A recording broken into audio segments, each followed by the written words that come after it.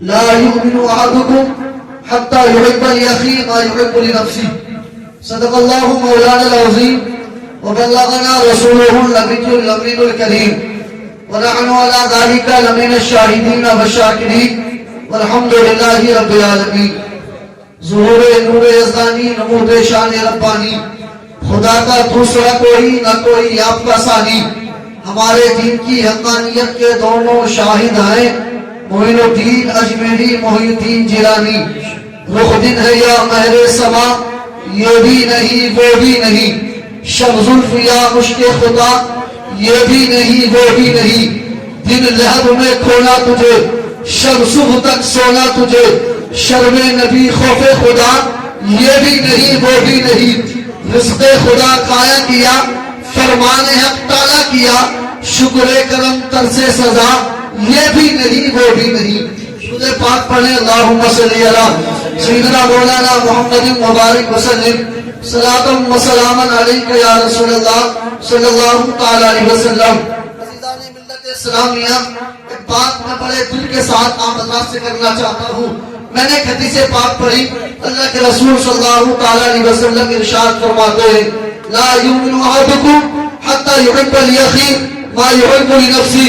اور لوگوں ایک بات یاد رکھنا، تم تب تک کامل مسلمان اور پکے مسلمان نہیں ہو سکتے جب تک کہ اپنے لیے اسی چیز کو پسند نہ کرو جب تک اپنے بھائی کے لیے وہ چیز پسند نہ کرو جو اپنے لیے پسند کرتے ہو.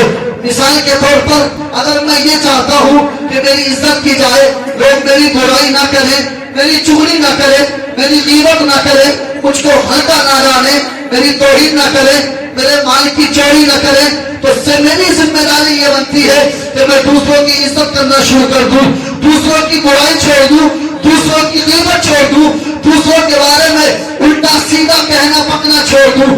عزیزان ملت اسلامیہ، اب اس تناظر میں ایک بات میں کہنا چاہتا ہوں. آج ہماری تمنا یہ ہوتی ہے کہ جب میں دنیا سے جاؤں تو میرے جانے کے بعد لوگ مجھے یاد رکھیں، اللہ میرے لیے ایصال ثواب کرے، محبت کے ساتھ آئے اور میرے ایصال ثواب کی محفل میں بیٹھے، کوئی قرآن پڑھے، کوئی درود پڑھے، کوئی نبی کی نعت پڑھے. لیکن سنو صاحبو، یہ کب ممکن ہے؟ یہ اسی وقت ممکن ہے کہ جب میرے کسی بھائی کا انتقال ہوا، میں اس کے بسنے کی میلاد میں جاؤں، میں اس کے 40ویں کے جلسے میں جاؤں، اس کی فاتحہ میں شرکت کروں، اس کے لیے ایصال ثواب کروں. مجھ کو امید رکھنے کا حق تبھی بن سکتا ہے جب میں کسی مسلمان کی فاتحہ میں جاتا ہوں. لیکن میرے پڑوس میں کسی کی فاتحہ ہوتی ہے، میں اپنے گھر میں بیٹھا سوتا ہوں. میرے پڑوس میں میلاد ہوتی ہے، میں اپنے گھر میں بڑا موبائل چلاتا ہوں. یاد رکھنا، پھر ہم کو یہ امید رکھنے کا حق نہیں پہنچتا ہے کہ ہم تو کچھ اور کہیں، امیدیں کچھ اور رکھے، کرے کچھ، امید کچھ اور رکھے.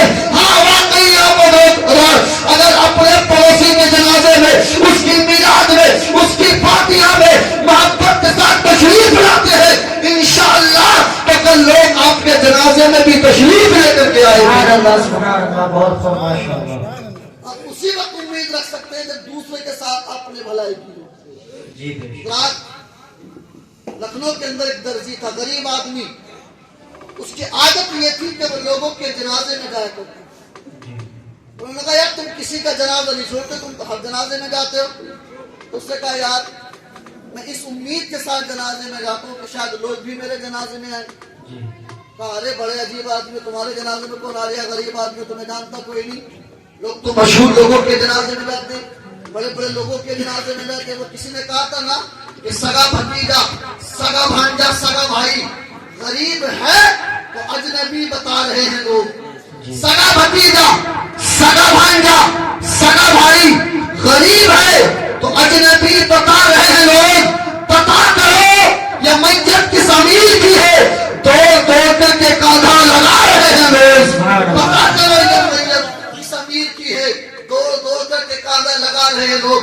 یار لوگ تو امیروں کے جنازے میں جاتے ہیں. اس نے کہا مجھے نہیں پتا، میں خلوص کے ساتھ جاتا ہوں اور اس امید کے ساتھ جاتا ہوں اور میرا یقین کہتا ہے انشاءاللہ لوگ میرے جنازے میں بھی آئیں گے. اللہ اکبر کبیرہ.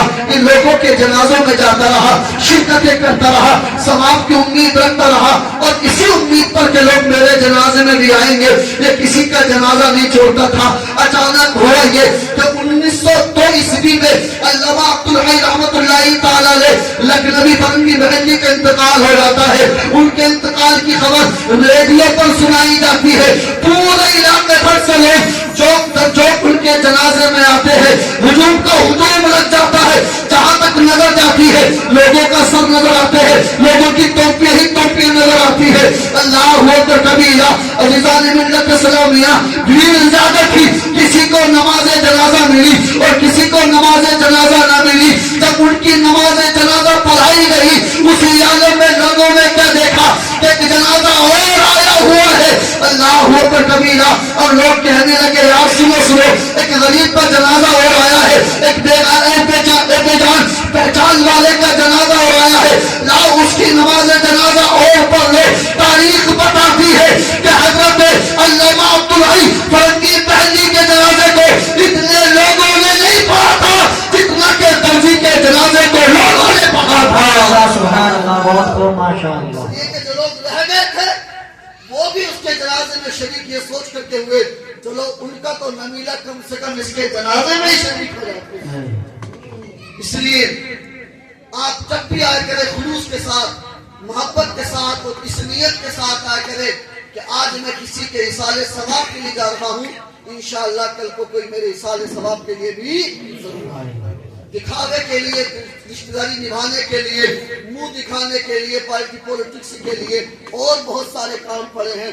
خدا را یہ بڑا نازک مسئلہ ہے اور مرنے والے کو اس کی بڑی سخت ضرورت ہوتی ہے. اس لیے کہ مرنے والا حدیث پاک میں آتا ہے ڈوبنے والے کی طرح. جیسے ڈوبنے والا تمنا کرتا ہے کوئی کاش کوئی آ جائے, ہاتھ پکڑا دے, مجھے بچا لے, کیسے بھی کر کے یہاں سے مجھے نکال لے. ایسے ہی مرنے والا بھی تمنا کرتا ہے کاش کوئی میرا بھائی ہو, میری بیوی ہو, میرے دوست ہو, میری اولاد ہو, کاش کوئی میرے لیے صدقہ کر دے, کوئی میرے لیے درود پاک پڑھ کے ایصال ثواب کر دے. جب کوئی بندے مومن کسی کے لیے ایصال ثواب کرتا ہے تو یاد رکھنا نبی کے کونین نے فرمایا امتی امت مرحومہ, کہ میری امت رحم کی ہوئی امت ہے. بہت سارے لوگ ایسے ہوں گے کہ جب وہ دنیا سے جائیں گے بڑے گناہ گار ہوں گے, بڑے خطا کار ہوں گے, بڑے سیاکار ہوں گے, لیکن جب ان کو قبروں سے نکالا جائے گا ان کے اوپر کوئی گناہ نہیں ہوگا. وہ عرض کریں گے مولا میں تو دنیا میں بڑا گناہ گار تھا, بڑا سیاکار تھا, بڑا خطا کار تھا, آخر مجھ کو